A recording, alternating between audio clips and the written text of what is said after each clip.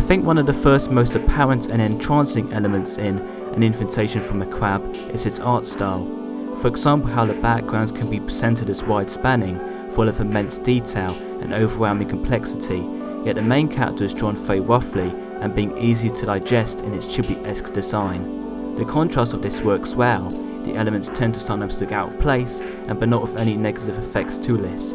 Instead, it complements the manga's overall style and draws you further in, which especially works when the main character is presented in their youth, where the complexities of life can almost seem overwhelming and nonsensical. The art style does this well, taking a show-don't-tell approach to this running theme throughout the book.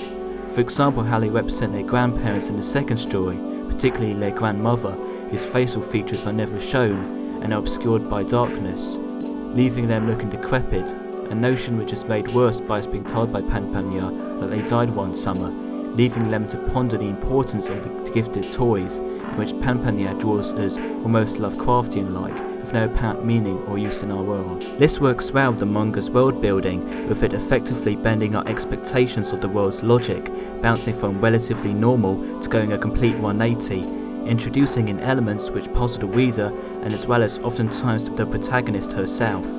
For example, how the art style bends itself from having characters who are realistically portrayed to those who have cubes for heads. Panpanya uses this contrast to show the depth of their artistic abilities and its uncanny versatility. The contrast of this keeps the readers on their toes, making delving into the stories all the more entrancing and entertaining. Apart from the art style, I think that the story writing is pretty strong too, especially in the more lengthy stories such as Innovation, Wandering, and The Perfect Sunday. Don't get me wrong, the short comedy stories are good as well. A story about a fish had me laughing in its really cliffhanger ending, as well as the final story about a prehistoric calculator, aka a dolphin. The short stories help to balance out the book's content, giving you a break from the more plot-driven tales to read something maybe more mundane, laid back, and not to be taken too seriously, while the longer stories allow the reader to further delve into the world being presented, and doing so at our protagonist's pace. I think that the plot elements tend to work well with the art visually. For example, the story Wandering, where our protagonist gets off the train at the wrong stop and has to find another way to get back home, made worse by the fact that all of the trains in that station are done for the day, and so our protagonist has to explore somewhere they've never been before. The art does this narrative justice, helping to portray this sense of being lost and the emotions which can come with it. For example, the surroundings are presented as looming over our protagonist, like a threat close by, waiting for the right opportunity to strike, putting the reader on edge as our protagonist has to carefully absorb the complexities of their surroundings and find a way out of them. Not to mention that the street signs are often replaced with related phrases, almost like we're seeing the world from our protagonist's perspective and but through a third-person point of view. The art is used very effectively here, getting more and more warped as our protagonist gets more and more worried, until being snapped out of it by a fish-like shop worker, which brings the art back to being grounded along with our protagonist. It's also noteworthy how the ghost in the story is portrayed, being drawn in loosely connected lines, and which I find helps to add to its ghostly aesthetic, giving it the illusion of constant movement and fast variability, as if it were constantly mutating and, unlike the rest of the characters, having no stagnant form. The art style often leads to the storytelling in this way, using our protagonist's emotional state as a strong starting point to depict the changing art style through. For example, if our protagonist is horrified, then the art style often reflects this, being loosely drawn and as if it were sketched up in a hurry to further suggest it. While if our protagonist is feeling comfortable and relaxed, oftentimes in the comforts of their home, then the art style is often presented as simplistic and cutesy because of this. The atmosphere also works well in the book, often being portrayed through its backgrounds. For example, in the story Innovation, where the factory is presented as grotesque and dirty, drawn through the art with splodges in the background, and which throughout the story help to show the factory is pretty unhygienic, not the kind of place where you'd really want to strive to work at, and so taking a show-don't-tell approach through this.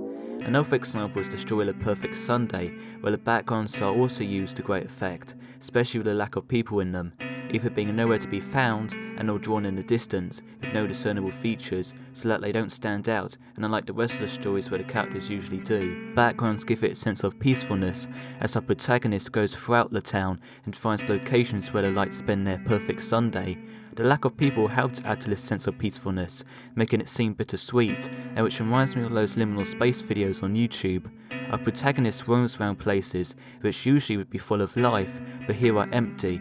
Since most people have gone home, it is considerably late in the story, but we can still somewhat imagine what the places would be like earlier, full of people, full of noise, full of excitement, full of life, and the constant movement which it brings. This is something that we know because of the other stories and just for our imaginations, but it feels bittersweet now as the protagonist is left alone talking to themselves about the places they plan to go tomorrow, which by then might be full of life again and bringing forth a completely different atmosphere.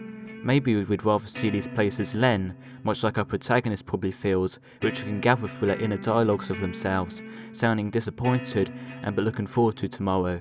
But it's not tomorrow, it's now, and so we're left with a bittersweet feeling which gets made worse by them realising that it is Sunday. And so through this all their hopes come crushing down on them, further reflected in the art style, and which gets quickly resolved by their dog telling them that it is a holiday, and so all the positive feelings get brought back. Lastly, I want to talk about the atmosphere in the short story A Dream from January 31st, 2014. Stylistically, I find that it mirrors the second story closest, of the concrete tetrapods, much like its grandmother's presence, being seemingly otherworldly, Lovecraftian, and deliberately made to seem out of place, being in a park, which would look completely sparse and mundane without them surrounding it. The contrast of this works well, as it helps the tetrapods to further stand out, and so us as readers have it at our full attention. And this is something that especially works since we know that it's just a dream, so the story is written to be purposefully uncanny, but the protagonist is ready to just accept this as normal reality, not questioning the tetrapods being placed somewhere completely nonsensical instead of somewhere more fitting near the ocean where they're meant to be used.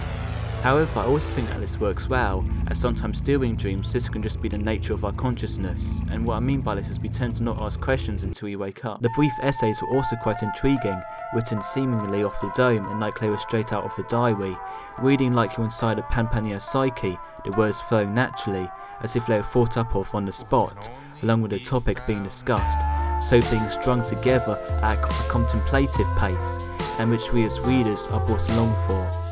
It's an interesting concept in the manga, going from its vibrant art to just text on an otherwise blank page, taking a break from the stories but further delving into the author's psyche in a more straightforward manner. For example, here's me reading the short essay Disconnect, written June 3rd, 2013. I went out one night to throw out my burnable garbage.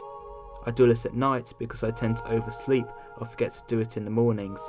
It's also about 200 meters from my doorstep to the waste collection point. The stars were out, and I watched them as I walked. Just then, an airplane flew by, blinking. A strange feeling came over me when I thought about how it must have been carrying people inside. Airplanes fly at a height of about 10,000 meters. That meant it was 10 kilometers away. It was nothing more than a distant vehicle, but the sense of disconnect I felt between me and it was stronger because it was in the sky. I doubted I could have been seen from the airplane, but could they at least see the streetlights? Would they get distracted and look away? I didn't know, of course. It reminded me of driving a car down the highway. There's a special feeling of disconnect that I get when I look at the world from a highway with no side roads. As you pass by rural areas at night, coming from homes on the opposite side of rice fields or on the foothills of a mountain. So it feels strange when I think about how there's a human living there within every single bright dot.